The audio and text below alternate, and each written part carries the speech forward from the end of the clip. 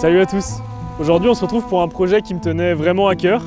Et si je peux faire ce projet, c'est parce que j'ai rencontré il y a un petit moment, grâce à Mathieu Cabar, Geoffrey, qui est en ce moment derrière la caméra. Et avec Geoffrey et Zachary, on s'est décidé de partir faire un petit road trip sur la côte nord pour pêcher un poisson que j'affectionne tout particulièrement et que j'ai pas pêché depuis longtemps. C'est le bar rayé. La côte nord, c'est ma région de cœur au Québec. C'est la région dans laquelle je suis arrivé, j'ai habité au tout début. C'était une belle façon de faire découvrir à Zach et Geoffrey les plages et puis les paysages de la côte nord. Donc là on est parti pour 3 jours de pêche au bar rayé sur la côte nord.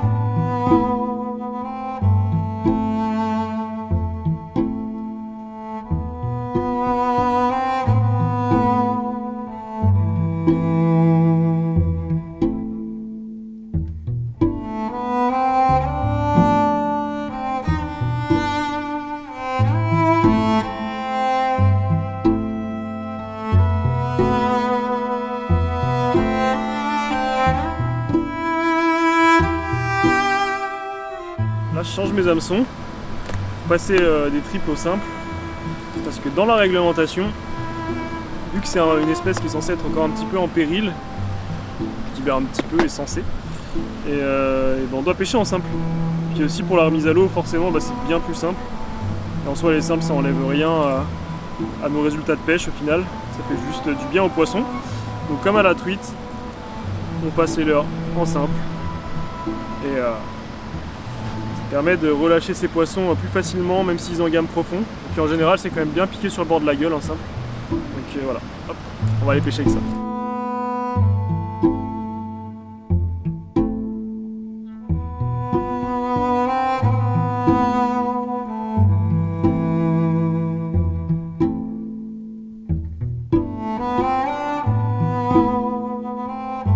Les pierres, elles font du mal au fluoro. D'où l'importance de prendre du gros fluoro quand même si les poissons ils sont super puissants, mais j'aime pas pêcher gros, mais j'avoue que je comprends pourquoi on pêche avec du 35 centièmes. Il y a une petite raison à ça. On va se mettre une petite île, un petit macro.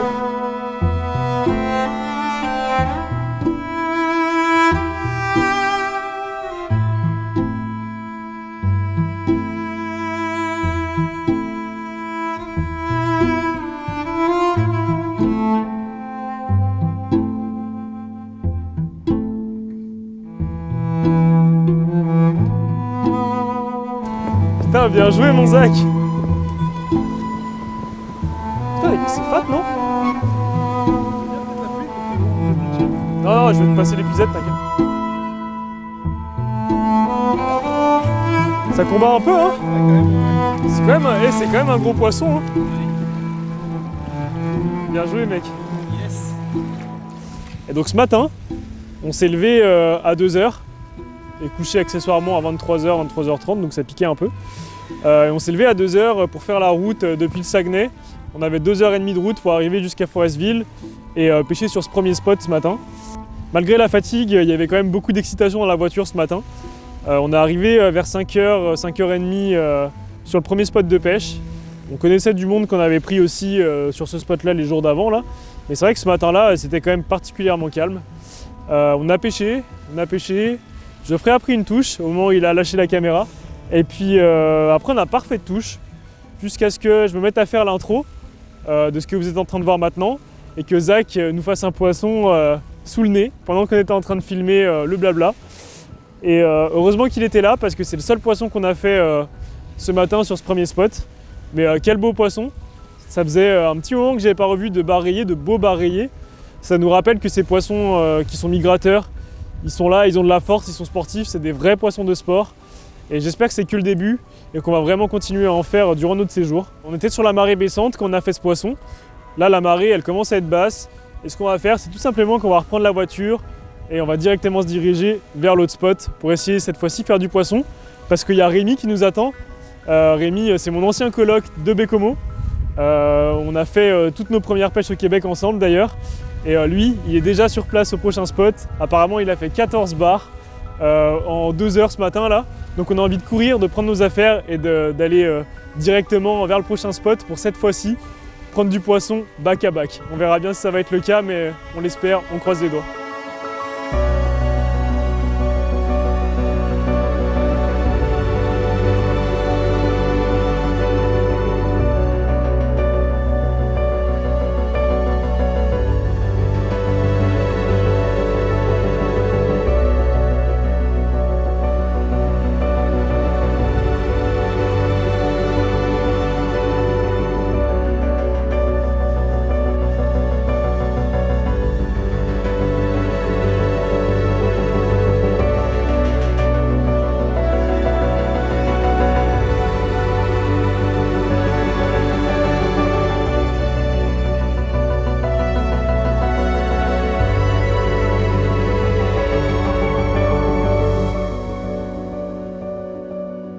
Un truc de fou en ce moment, on n'a pas pu filmer tout à l'heure parce qu'il pleuvait beaucoup trop.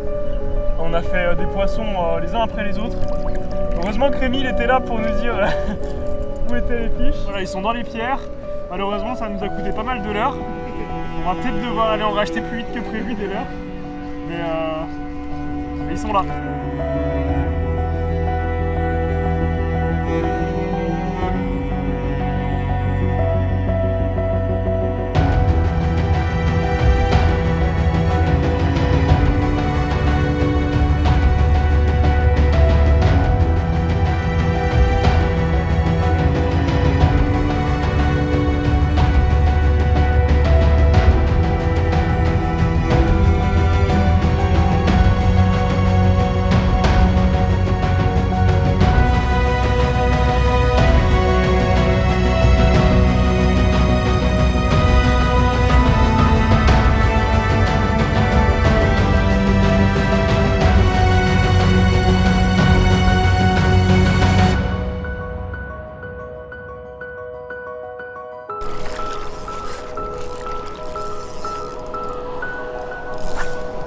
Et c'est musclé. C'est vraiment des poissons de sport, ça se voit bien. Et là, je suis pas mal sûr qu'il va t'apprêter à pointer. C'est pour ça qu'on est venu sur la côte nord, pour pêcher le bar rayé. Geoffrey, malgré qu'il filme, il en a fait aussi beaucoup, c'est le premier d'ailleurs. Nous on a fait pas mal. On a commencé à pêcher trop petit au début, on s'est fait casser, on s'est fait rappeler à l'ordre. Et là, ça y est. Des beaux bar rayés de la côte nord. Toujours sur des petites jerks, des BX Minnow là, c'est ce qui marche en ce moment. Des jerks pas trop gros. Et on fait des beaux poissons quand même. Ça c'est pas des gros, c'est les plus petits qu'on fait ça. Bon allez mon coco. Oh c'est mignon. C'est clairement n'importe quoi.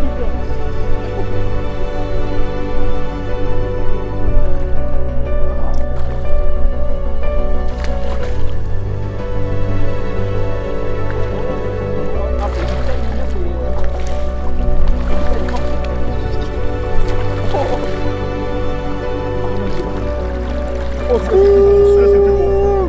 Celui-là c'est plus gros. Allez, Yes. Oh là là, il est énorme.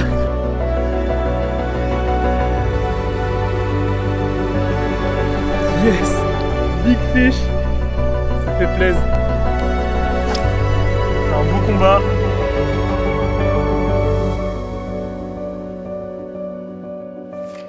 Le bar rayé, en fin de compte, il est beaucoup en banc. Et c'est des gros bancs qui bougent d'un spot à l'autre. Donc il y a un spot qui peut être vraiment super nul à 1 km et un spot qui peut être, où ça peut être la folie 1 km plus loin. C'est qu'on avait 1 heure et demie entre le premier spot et le deuxième. Donc au lieu de rester toute la journée sur le premier spot, on est directement parti sur le deuxième, sur les conseils de Rémi qui nous attendait déjà là-bas. Ça n'a pas loupé, on a fait du poisson. Et beaucoup de poissons, que ce soit sur du poisson nageur, sur du shadow wrap, sur du BX wrap, ou encore derrière sur du leurre souple avec des imitations de lançons de chez Storm là, que Rapala nous avait gracieusement envoyé. Clairement les poissons étaient là et en grand nombre, c'était assez fou. Et mine de rien, même si ces poissons ils sont pas non plus énormes, c'est pas des poissons qui font 1 mètre, il faut quand même des cannes surpuissantes parce que je peux vous dire que les brider dans le courant, dans les têtes de pierre, il faut y aller, il faut tirer dessus, il faut avoir le frein serré, tout ce qu'on n'avait pas au début. On s'est adapté, au début on a eu de la casse, on a eu de la perte, on était un peu dégoûté et à la fin on a fait une session de malade mental. Là cette fin de matinée elle était assez folle, le début de l'après-midi aussi. On n'a vraiment pas arrêté au niveau des poissons. Geoffrey qui est derrière la caméra, il a même pu lâcher un peu la caméra pour aller pêcher aussi tellement la pêche était folle. On ne sait pas combien de temps va rester le banc sur ce spot, mais dans tous les cas, on va rester autant que le banc va rester. On va croiser les doigts pour la suite. Et aussi, la petite anecdote quand même assez sympa, c'est que ce spot où on se trouve aujourd'hui, c'est le spot sur lequel j'ai fait le premier bar rayé de ma vie. Et d'ailleurs, un de mes premiers poissons quand je suis arrivé au Québec, il y a 5 ans. Donc, que de retrouvailles, que de bons moments, d'être là entre amis. C'était juste une partie de plaisir, du poisson dans tous les sens. Et que rêver de mieux, quoi.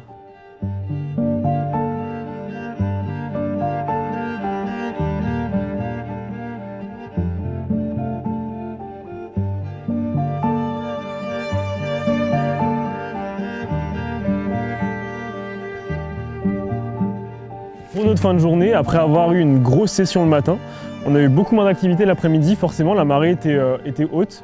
Quand la marée est haute, les poissons ils sont dans la rivière parce qu'on pêche vraiment l'entrée d'une rivière. Et en fin de compte, ces poissons ils bougent, ils sont en activité vraiment que quand il y a du courant. Donc à la fin de la descente, le début de la montante, quand il y a beaucoup de courant, là les poissons bougent entre la mer et la rivière. Il y a des lançons, il y a des bancs de lançons en général et c'est à ce moment-là que les poissons s'alimentent et que nous on peut les toucher évidemment.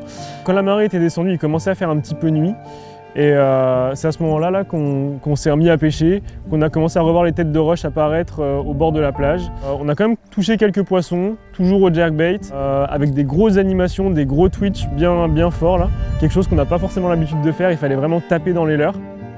C'est Rémi qui a sorti son épingle du jeu à la mouche, parce qu'il nous a fait un beau poisson de 76, si je ne me trompe pas, qui lui a mis des rushs de fou. Il n'avait jamais eu un poisson aussi combatif. Et c'est un moment qu'on a pu partager tous ensemble parce qu'on était tous autour de lui. Et c'est aussi ça qui est beau dans la pêche, ces moments de partage, des moments qui restent gravés. Là, c'est un poisson qu'on fait à plusieurs, où on n'est pas tout seul.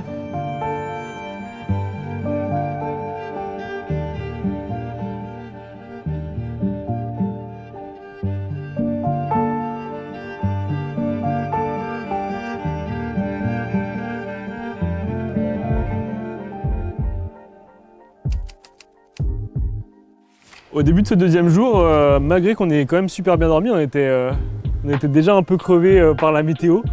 Après les bons orages qu'on avait pris dans la nuit, le matin était difficile, même si la marée était quand même assez tard, donc on a eu le temps de dormir un peu avant de se lever. Normalement, on était censé avoir une journée de pluie complète pour le deuxième jour. Et heureusement, on a eu de la chance. Au tout début de la matinée, on a quand même pu faire quelques lancers au sec, on va dire. C'est à ce moment-là que les bars étaient un petit peu actifs. On a réussi à en faire quelques-uns, toujours au jerk.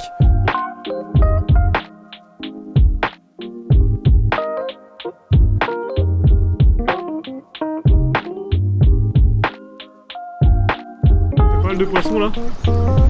J'ai la petite Black Envy là qui est vraiment cool, j'aimerais bien prendre un poisson avec.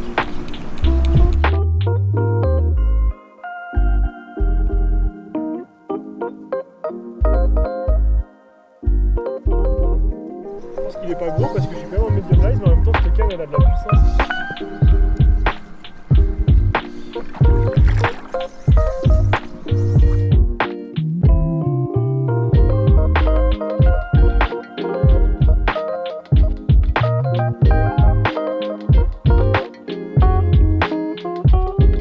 Le petit Candan Elite monté avec des simples là, vous voyez de la couleur, j'avais plus de gros jerk en couleur, bien coloré, un peu flashy là, même si ça reste un petit peu naturel ça, c'est pas mal, joli petit poisson, on va le relâcher. J'étais assez confiant pour le reste de la journée, même un peu trop confiant d'ailleurs, parce que rapidement il y a eu un gros orage, les voitures étaient arrêtées sur le bord de la route, il n'y a plus personne qui roulait. Et nous on était sous le pont, on attendait que ça se passe. Quelques minutes après le début de l'orage, la rivière elle s'est teintée, elle est devenue toute marron café au lait là. Et ça a beaucoup changé l'activité des poissons. Les poissons ils se sont vraiment éloignés. Et malheureusement on a eu du mal à en faire tout le reste de la matinée parce que l'eau était vraiment dégueulasse à l'estuaire de la rivière. Donc les poissons s'étaient éloignés, ils ne s'alimentaient plus vraiment dans le courant et ils n'étaient plus atteignables au leurre. Et voilà, on n'a pas réussi à en retoucher après, ou en tout cas très peu. On va voir ce qu'on fait ce soir, s'il n'y a pas moyen d'aller peut-être pêcher du maquereau pour changer un peu, parce que les bars n'ont pas l'air actifs aujourd'hui. On a eu des informations à droite à gauche, c'est ça qui est quand même bien quand on connaît un peu quelques locaux. Mais voilà, c'est très très compliqué pour le moment aujourd'hui. Les bancs ont l'air d'avoir bougé, c'est comme ça, c'est le bar, ça bouge. On va essayer de changer complètement nos plans, essayer de passer à travers les orages en espérant, parce que cette nuit il prévoit encore une très grosse averse. En tout cas on va essayer d'aller se mettre un peu plus à l'abri et de faire quelques macros, pourquoi pas peut-être tout à l'heure.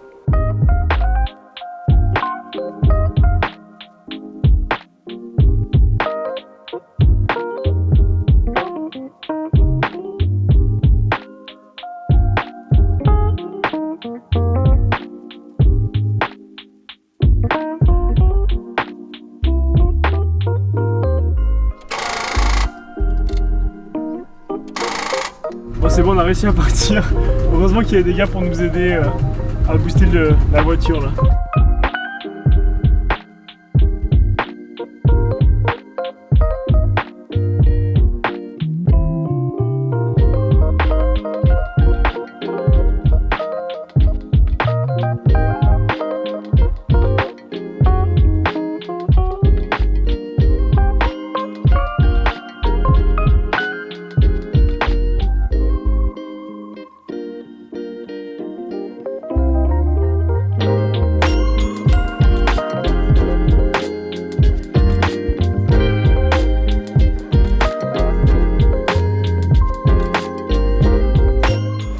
Casting jig est animé.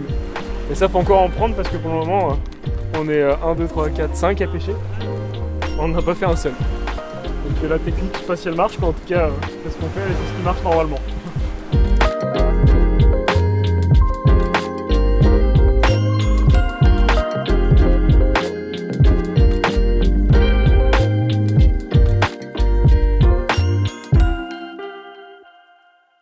Au final, on a décidé d'aller pêcher le maquereau sur le quai de Bécomo. On avait entendu dire qu'il y en avait pas mal des maquereaux, qu'il y avait quand même des bancs par-ci par-là qui s'en faisaient un petit peu. On espérait pouvoir se faire notre repas du soir au maquereau. Ouais, au final, le maquereau il était pas si présent que ça. On a réussi, ce que nous disaient les gens sur place, c'est qu'il venait juste par petits groupes. Des fois, il est là en grande quantité par grand banc. Donc on a réussi à en prendre quelques-uns, je pense 2 ou 3. Ça nous a fait un beau petit barbecue, donc ça c'était vraiment sympa, mais ça a été assez difficile. Mais c'était quand même sympa d'être sur le quai, il y avait du monde, c'était une belle ambiance. Puis enfin on avait le soleil aussi avec nous. Il y avait quand même suffisamment de poissons pour se faire un bon petit repas le soir. On est plus du genre à tout relâcher, à jamais rien garder.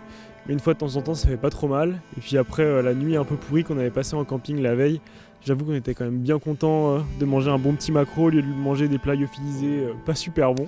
Et d'ailleurs c'est pour ça qu'on a changé de spot ce soir, c'est parce qu'il y avait un gros orage, on voulait bouger, histoire d'avoir un campement un peu plus safe et puis être proche du spot qu'on allait pêcher demain. On a passé un bon petit moment au bord du feu, des bons maquereaux, du bon poisson à manger, c'est aussi ça la pêche, c'est des bons moments entre amis et puis c'est vrai que de temps en temps, manger un poisson ou deux ça fait pas de mal, même si on préfère quand même les relâcher.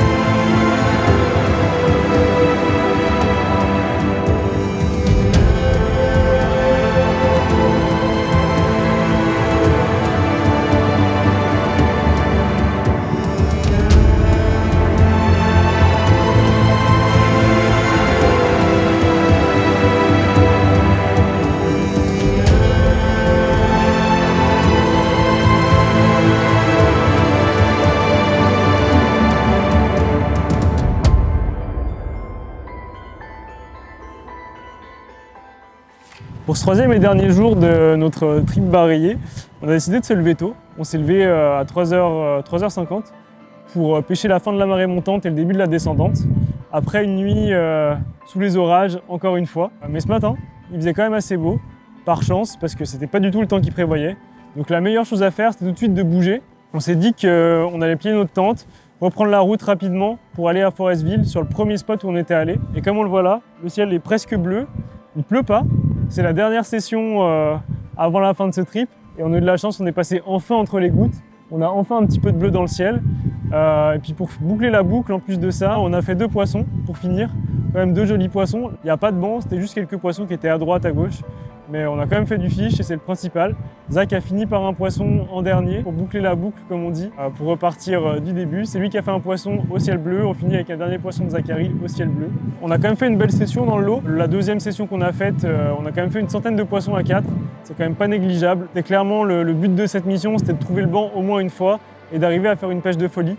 C'est ce qui a été fait. Le temps n'était pas avec nous, mais la bonne humeur et la joie de prendre ces beaux poissons sportifs et super combatifs, elle était là. Puis là, c'est pareil, finir sur une belle marée qui remonte, autour d'un paysage magnifique, entre amis. C'est le rêve, on n'aurait pas pu rêver mieux.